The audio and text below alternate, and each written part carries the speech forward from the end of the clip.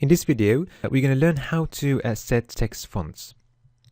So we're going to use the same source code that we used for the div and span file.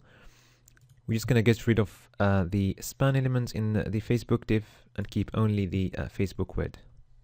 Okay. So before we set the text font for these divs, we're just going to increase the font size to 100 pixels for all these divs.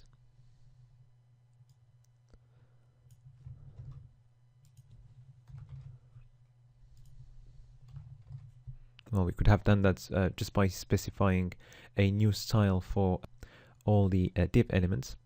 But anyway, we have done it now. So in order to set the text fonts, we use the font family property. Okay. So first of all, there are several generic families. And under those generic families, we will find some specific font families. So let's start with the generic families.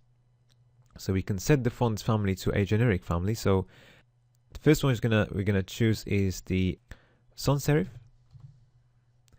So the sans serif means that the characters, they don't have those lines at the end of the letters, unlike the serif font family, which we will try on the Apple div.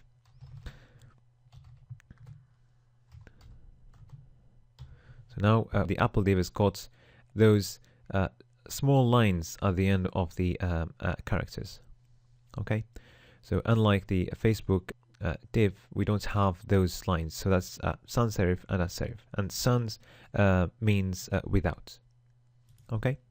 Another generic family is the monospace family, and basically in this generic family, all the characters, they have the same width. Okay, so now if we want to specify or set the font family to a specific font family, then we can do that. One way of doing it is, well, usually to do that, we are going to specify the specific, or set the font family to the specific font family we want. So for instance, Times New Roman. So I'm putting this between quotation marks because the name has got more than one word. And then this is going to be followed by another font family as a fallback.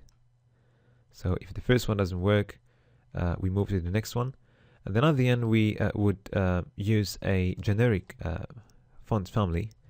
So the way it's going to work is we're going to try that one. So the web browser will try this one.